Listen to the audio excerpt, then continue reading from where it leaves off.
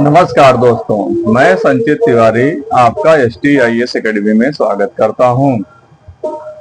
दोस्तों, आज हम अशोक के शिलालेख पर एक ऐसा क्वेश्चन पूछा जाता है जो दक्षिण भारत के राज्यों से संबंधित होता है। जैसे अशोक के किस शिलालेख में दक्षिण भारतीय राज्य या अशोक के किस शिलालेख में संगम राज्यों का उल्लेख किया गया है। तो इसका आंसर होगा कि अशोक के दूसरे शिलालेख में और 13वें शिलालेख में दक्षिण भारतीय राज्यों या संगम राज्यों का उल्लेख किया गया है।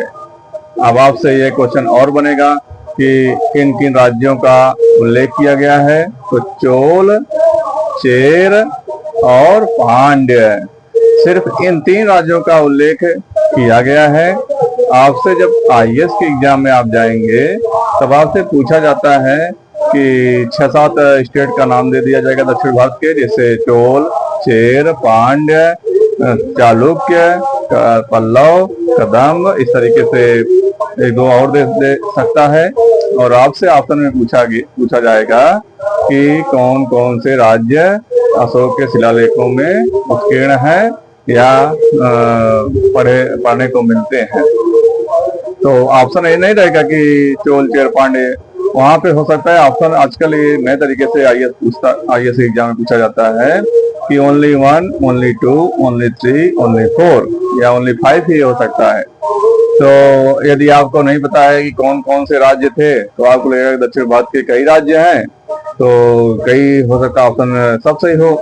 लेकिन आपको क्लियर होना चाहिए कि भारत के दक्षिण भारतीय राज्यों में सिर्फ चोल, चेर और पांड्य, जिनको संगम राज्य उस समय कहा जाता था अशोक के समय में, उनका उल्लेख अशोक के शिलालेखों में किया गया है। तो आप आंसर टिक करेंगे ओनली 3।